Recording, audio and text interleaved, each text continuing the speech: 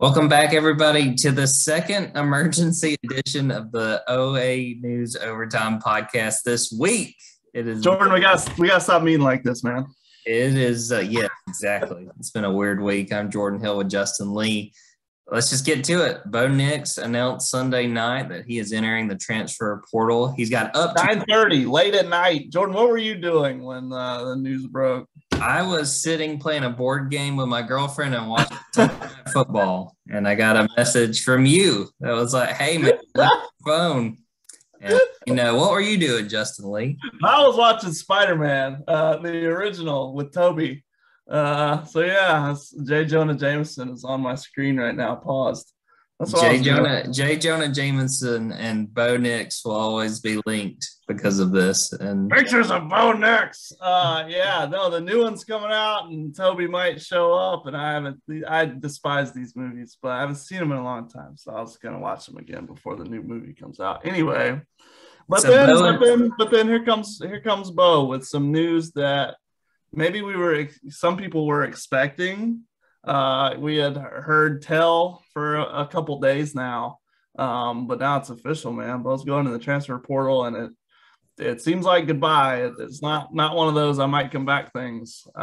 He's moving on. Yeah, that was the impression based off what he said. For anyone who hasn't looked at it yet, posted a video on Instagram just sort of explaining what was going on, about the time he's been at Auburn, how special Auburn still is to him. And, I think that's a legitimate, feeling and sentiment that he shared. But, essentially he said that he has made decisions for Auburn, since he got there essentially. And now it was time to make a decision for himself. He said he's going to be a grad transfer, try to go somewhere else. Like you said, Justin, there have been a little bit of rumblings about this potentially happening. Even going back, I guess that's been a couple of weeks now with the radio show where they basically teed him up to say, "Hey, I'm coming back." And he was very, very tentative with his answer and very thoughtful in saying, decisions were going to be made. Just, gut reaction. What is your reaction to Bo announcing that he's going to leave? Like you said, the language makes it sound very much like this is probably not going to be a situation where he looks around and comes back to Auburn, although that is still very much an option, when you enter the portal. Sure. But what's your gut reaction to the news? Man, I'm just, I can't help but think big picture, and I can't help but think about, hey, man, Brian Harson's job just got harder. And, you're looking at these next, 13 or 14 games. If Brian Harsin has two consecutive losing seasons, if he loses to Houston and then has a losing season, is he going to be the coach in 2023? I doubt it. I strongly doubt it. So here's where we are when we're talking about, he's got to get his guys in. Like, well, they better hurry they better hurry. They better be on the way. He's got to have a really good signing class Wednesday, and I don't know if that's possible. I think what's going to happen is we're going to be saying, well, now he's got to have a good February, because we've heard several people who say they're not signing until February. I think a couple of our local guys, right, like Caden and Tay Woody, both say they're not signing until February. Yep. His class can only be so good on Wednesday, and I don't know, man. They're just going to delay the inevitable again, and we'll see. He's got to start making. How much positive news has come out of Auburn football lately? Not a lot, man. You fired your wide receivers coach, fired your offensive coordinator, lost your quarterback. When's the good news coming? And that's the next thing. Go 1-0 for once. That's where I'm at. I get it. Now you're going into next year. Things aren't looking good, man. You're not gonna have a new O-line. You're gonna have a whole new O-line, is what I mean. You're gonna have a whole new quarterback, a whole new QB1. Mm-hmm. Obviously TJ had a couple starts, but he didn't enter the season as QB1. It's tough, man. I think Auburn's in a bad position, in a worse position now without Bo Nix. Whether and if you're one of those fans who howled for change at quarterback, you can celebrate now. But my opinion is that Auburn's worse off today than it was 20 minutes ago when Bo Nix was on the roster. Yeah, my reaction is just like you right there. Be careful what you wish for. That's sort of I read as far as people who can't wait for Bo to leave, and that's the nature of the position. No matter where you are, people always love to back up. And the thing to me that again, to that point, Brian Harsin did not have to start Bo. They determined that he was in a better position at the start of the year to start over TJ. So that tells you, what he was valued at and what they thought of him. I'm very interested to see what they do as far as the quarterback position going forward. As it stands, you got TJ Finley, who next year would be a junior. You would have Demetrius Davis, who would be a sophomore. And then if he signs as expected, Holden Gerner would be a true freshman.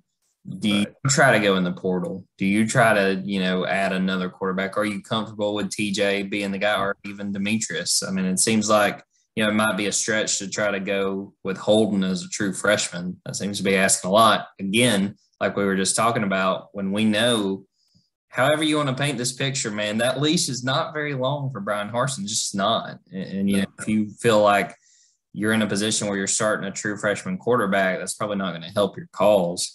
So, yeah, I mean, that's my biggest thing. I get it from Bo's perspective. I think that, everything he's done.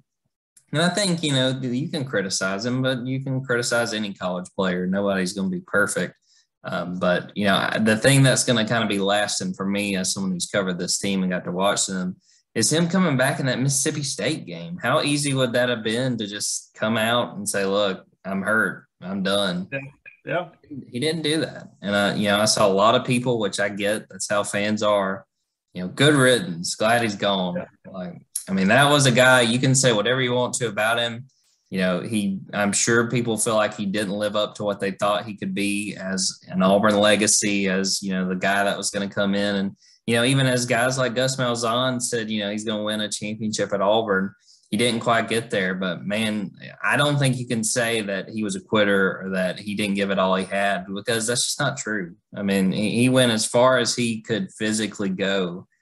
And, you kind of get left with what you make of the numbers and the games. But, I give Bo a lot of credit. And I understand from his perspective, this opportunity to try to go somewhere else. Where that is, we don't know yet. And I'm sure Bo probably doesn't know yet. But yeah, I think that, again, it's sort of the be careful what you wish for, because he wasn't perfect, but nobody's going to be perfect in that role. Right. And, you got to understand his move, because he's going to have an all new offensive line next year, an all new offense, because Auburn still hasn't hired an offensive coordinator or quarterback.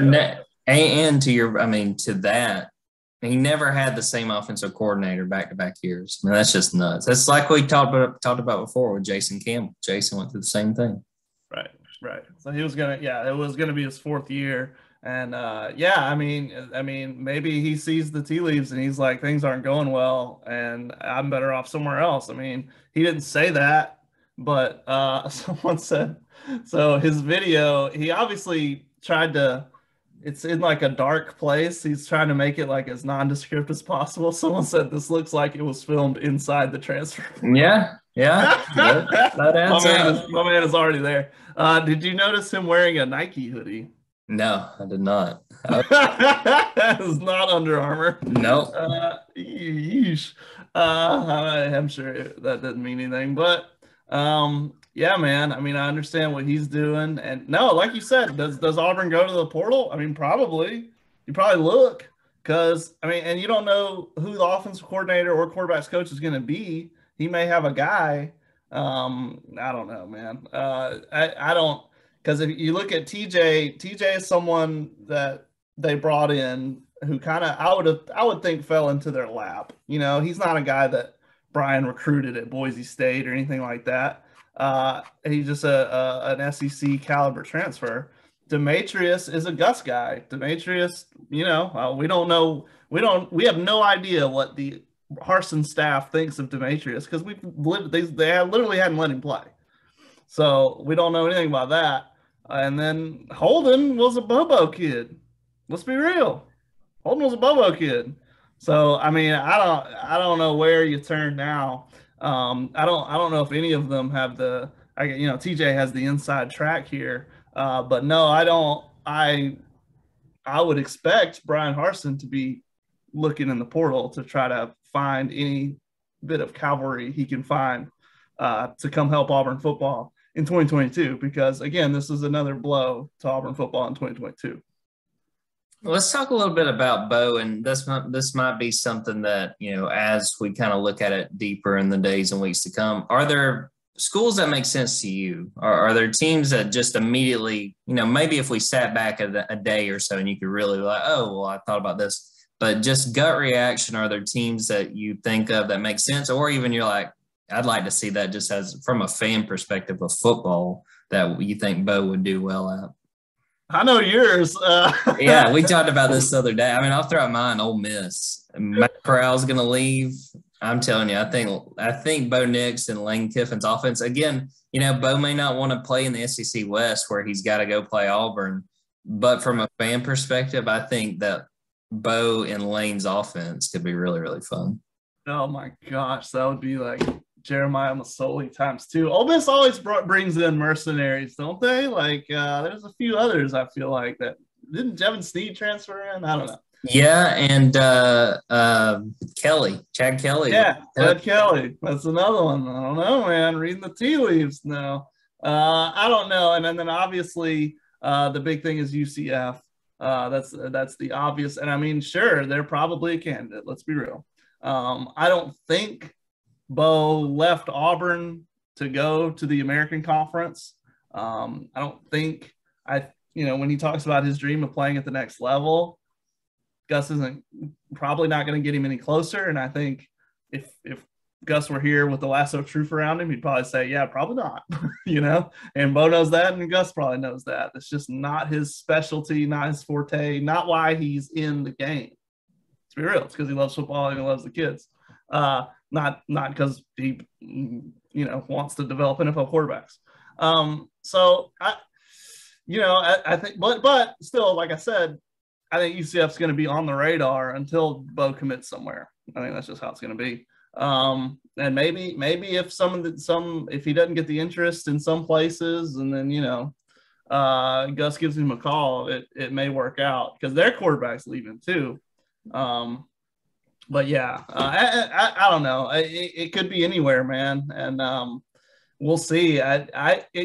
If I were another team, I'd take a hard look at Bo, man, because like you said, 3 different offensive coordinators in 3 years. He's had a tough time. He's had a tough go of it. And I think there is talent, and there's talent there, especially with his athletic ability when you look at his feet. So, I mean, Liberty's one, but I don't think Bo wants to go to a UCF or a Liberty. I don't think he would have. You might as well just stayed at Auburn to a degree. But we'll see what happens. But I mean, yeah, I don't know where he could go, but if I were him, he didn't come to this decision lightly, as we know, because he loves Auburn to death. And I still think he still does. And I still think he would want to come back to games later. And I think he's an Auburn kid through and through. But he doesn't come to this decision lightly. So I think he's going to consider literally anyone who calls to get himself in the best position to continue to learn, to continue to maybe make a pro career out of football, to coach football maybe one day. He wants to be a football lifer, just like his dad probably. And for that, he felt the need that he needed to move somewhere else instead of just having 4 lackluster, if things didn't go right in the next year, he could end up, spin around and, I've had 4 lackluster years at Auburn and I don't have much pro potential right now. He doesn't want that. He doesn't want that to happen. So he's going to try his luck somewhere else. But like I said, if he should be open to anyone, and I think he will be. Yeah, and I think to the point you just made kind of furthers the point I think we both have been making about him deciding to leave. Him being in this system this year, being a player for Brian Harsin, how would coming back next year have gotten you any further than where you are right now? And he made strides. I think that he did make strides this year. Sure. And you look at some of the numbers that they were better. Right. Weren't going to, another year of this with another offensive coordinator wasn't going to change, right. that prospect of trying to keep playing in the NFL. Because something that I always come back to, and it's something, just over the years of watching players and talk about college, you get one chance to play. And when you're done playing, you're done. You don't get to come back 2 years later and say, oh, I want to keep you get to play as long as you can. And when it's done, it's done. So I can't blame any kid, much less Bo, for trying to ride this out and to see if he can go somewhere else and maybe try to keep this thing going past college. Brian might have benched him. Yeah. I don't know. Brian, here's the thing. Brian can't go into 2022 on any side quests. He don't have any other priorities besides having a winning season and getting to 2023. That's where I'm at right now. Maybe you disagree with me. Maybe anyone can disagree with me, but Brian's got to win now. That's what he's got to be focused on. They've had short leashes here at Auburn with coaches who won national titles. That's true. Right. And Brian's looking at and trying to avoid a losing season. I mean, I agree with what the point you're making. So he can't go into next year talking about like, oh, well, things are going well, so we'll try to get Bo in a good position. No. He can't care. He can't care about anybody except trying to win. Yes. So I mean, like I said, Bo, I mean, could have seen the tea leaves and be like, I might get bitched for holding next year. I don't know. Because, that's how the game works sometimes when you're, if your coach is trying to build to the future, which is what all these fans want. Everyone wants, Brian's guys and for it to be the Brian era. Hey man, again, that's another thing to consider is that, when you're wondering about why Bo left, he might not even made it through next year. So obviously go somewhere where there's an obvious need and you might can, turn a lot of heads and try to make, like we said, make something out of a pro career. And I don't know if Bo, I don't know what Bo's pro prospects are. I think he could top out as like a 4th round pick. I think he could top out as a AJ McCarron. I think he's a better athlete and player than AJ McCarron, and he's been in the NFL for a little while as a backup player. I think that's possible. I think it's very possible for Bo. And then while he's there, he can accrue all the knowledge to one day be a quarterback's coach, a high school coach, maybe even a college coach. And I think that's what he wants. I think his end goal, obviously he dreams of playing pro football. As long as if you're a competitor, you're trying to compete at the highest level. Obviously he wants that. But also I think Bo wants to make a life out of football. I think that's what he wants. And right now he thinks he needs to go somewhere else and learn something else. And that would be the best for him. Before we wrap this up, and this is just off the top of my head, a guy that I'd be very interested to see if we hear any kind of talk about with Auburn is Max Johnson from LSU. He's the son of Brad Johnson. I don't know if you remember this. And again, it's not me reporting. It's pure speculation. Brian Harsin was really talking up Max Johnson before that LSU. Hey. Talking about, his dad was an NFL Super Bowl winning quarterback. And Max has got a big arm and has looked good at times at LSU. I'm just very interested to see if we hear of any names or anything like that. Keep an eye on Max Johnson just to see if there's any kind of interest from the Auburn side. Yeah, I mean, man, who was it? Gus was basically recruiting somebody one time on the podium. I want to say it was like an LSU backup quarterback. And he's like, oh, he's great. Oh, no. It was Jalen. Jalen Hurts. It was going into the Tua game. And it was like, Tua's even their backup. He's like, nah, he could win the Heisman. And it's like, because Jalen had that Oklahoma year still to come. Like, Gus is up there recruiting Jalen right now. Maybe that's it, man. We got, what we gotta do? We gotta pay attention to everybody who said nice things about Bo. Yeah. Was Lane talking up Bo this year? I remember him saying for sure. I remember Lane saying, well, the narrative was he couldn't win on the road, and he's proven that wrong. So he's proven that stuff's not wrong. Lane pays attention to narratives. Lane pays attention to the rat poison. He can't help it, man. They all do. It just sounds nice to say they don't. That's so funny. Oh man. Well, Justin, anything else before we wrap this up? We just want to get this up real quick, talk sort of immediate reaction. Anything we haven't talked about or anything you want to throw in before we wrap this up? Yeah, well, I mean, we goofed around a lot and all we can do is laugh. But no, man, it sucks. It's sad for Bo. You don't want to see a kid's dream, fester the way it has and not come to fruition. He didn't get to go to Atlanta. He didn't get to lead Auburn, he'll always have that Iron Bowl win in 2019. He'll always have that throw against Oregon. But I mean, no one was rooting for this. No one wanted to see this happen. And I mean, your relationship with your alma mater is supposed to be special. It's supposed to be something that you carry for the rest of your life. And I hope he gets that somehow. I hope, maybe he comes back to Auburn and is a grad assistant coach one day. Maybe he can come back as a coach one day.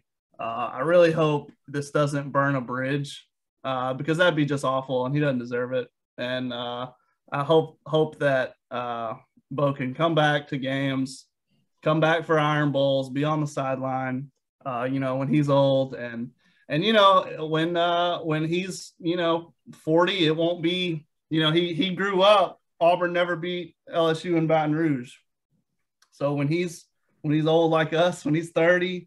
When he's turned to 40, that streak won't still be going because he broke it.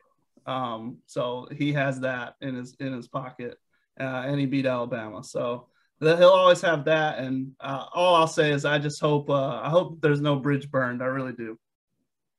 Couldn't have said it better, Justin. I'll let you just leave it with that one because you hit on everything that I would have said. So there you go. Here on that. Thanks everybody for listening. Thanks everybody for watching. Hopefully we're going to put up a sign in our office that says number of days since last emergency podcast. And we're going to try to get to 1 on Monday. But until then, thanks everybody for listening. Thanks everybody for watching. For Justin Lee, I'm Jordan Hill. We are going to get out of here on that.